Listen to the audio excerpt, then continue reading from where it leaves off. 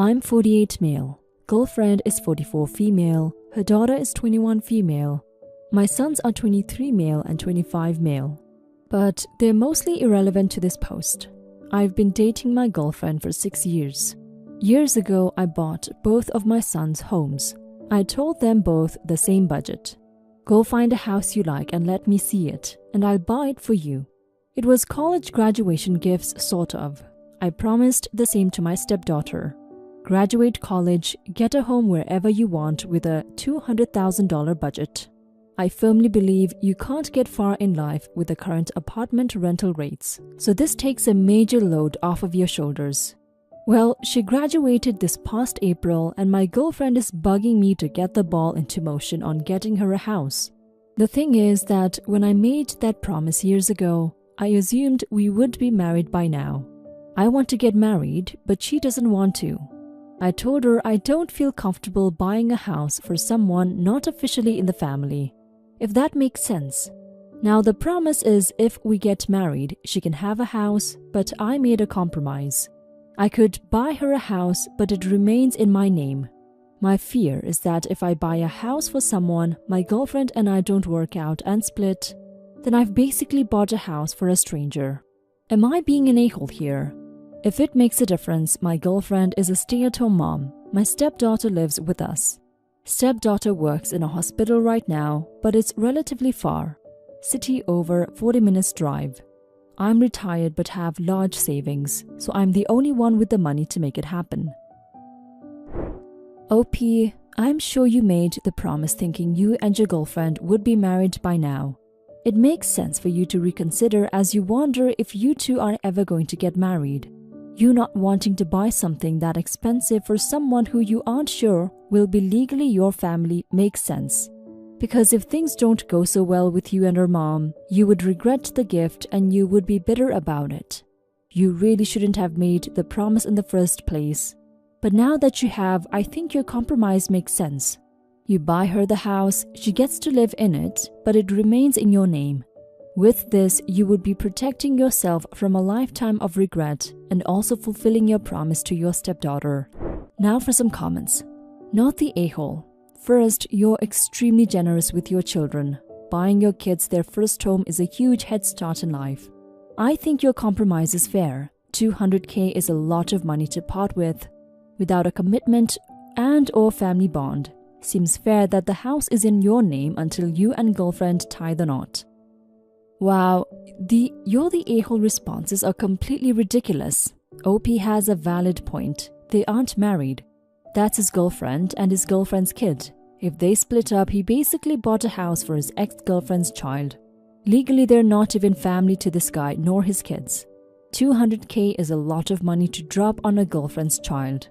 Anyone with common sense wouldn't do that. Stop fixating on the promise and use your logic-giving brain. No a-holes here. It was a verbal offer based on certain assumptions that haven't played out. It's not legally or otherwise enforceable. Think about whether it makes sense to put conditions on this money. In effect, you're pressuring your girlfriend to marry you. And would you want someone to marry you so their child can get a down payment? The other alternatives, you own the house, etc., would be hard to enforce if the relationship with your stepdaughter goes south. Whether you remain together with her mom or not, consider gifting some amount to your stepdaughter with no strings attached. It's a different deal than what you gave your sons, but that's reasonable, given that there are no blood or legal ties between you. Story 2. I thought my son was a great guy, 26 years old, runs his father's business, handles responsibility well, etc. I don't see him as much as I would like to because he's made his career his life. However, we used to be exceedingly close when he was growing up, and he's still close to me. I just don't see him often because his dad and I split up many years back, and he chose to follow his dad into the world of mechanics. My goddaughter is 21 years old, so a little younger. She's almost 6 months pregnant and the father wants nothing to do with her. He won't even pay child support. He was a tourist in the US and my goddaughter couldn't verify his identity before he left. The cell she was using to contact him is now dead, and we've heard no reply from him. For the last few months, she's been in absolute turmoil. She's like my own daughter. She lives close by and her mom passed away many, many years ago. She even calls me Mama sometimes, so it's my duty to love and care for her. She's struggling with finances, with appointments, etc. Feeling lonely and scared. She mentioned her friends are judgmental and have dropped her. She wants to keep the baby, but her mental health is suffering. She mentioned to me that she would have loved my son to be her friend like he used to, because they used to be very close. I thought I would ask my son to come by so I could speak to him. He's single and I think he could look after her wonderfully and step in as a father or uncle figure to the baby. She also mentioned that she missed his support, etc. I asked him, it was just me and him in the house, if he would help her. I said I wasn't asking for a relationship, just if he could be there and take her to appointments, be more of a friend and go with her to places like restaurants, so she wasn't lonely, etc. I asked if he would support her, etc., as she has supported us in the past. She has done a lot for us and him and is completely deserving of love. He absolutely lost his mind, telling me I was trying to dump a mistake into his lap, etc. He demanded if he was expected to pay for these restaurant trips, etc. I said, of course not. I'm just asking you to be a friend. He said, not my baby, not my problem. He left and hasn't spoken to me since. I feel completely disrespected but also incredibly weary as he has never done anything like this before. Perhaps I just don't know him as well as I used to, but the boy I knew was so friendly and helpful. His attitude over her seems completely unwarranted. He definitely judged her for being pregnant. I spoke to my son's father, who is always a good judge of character, and he said that our son was crude but not wrong. Am I the a-hole? You're the a-hole, OP. Your son is this person and 26 years old. You have no say in what he does with his life or who he should and should not support. I understand your goddaughter is having a rough time and she is basically your other kid. But maybe you should have asked him why they aren't friends anymore. Ask his opinion of her first. If he doesn't have any bad feelings about her, then you can take it slow by just asking him to take her out once and see how she's doing. Throwing all of that at him the way you did and expecting him to just go along with it was really rude and presumptuous. Now for some comments. Being a good friend doesn't mean he would have to take her to all her appointments and also play father figure. And you suggesting that is outrageous, manipulative, and honestly disgusting. This is unfair because you just asked him to make a massive change in his life and participate in raising a child that isn't his. You're also trying to force your son to raise a child with your pseudo-daughter, which is bizarre in and of itself. You're the a-hole. You asked him to be a dad or uncle figure, take her to doctor's appointments. This is way beyond friendship and a ridiculous amount of responsibility to put on someone. To me, it even sounds like you're implying you want him to help her financially. If you just want him to be a friend, you need to present it way differently. Maybe you didn't mean it how you said it. I honestly hope you didn't.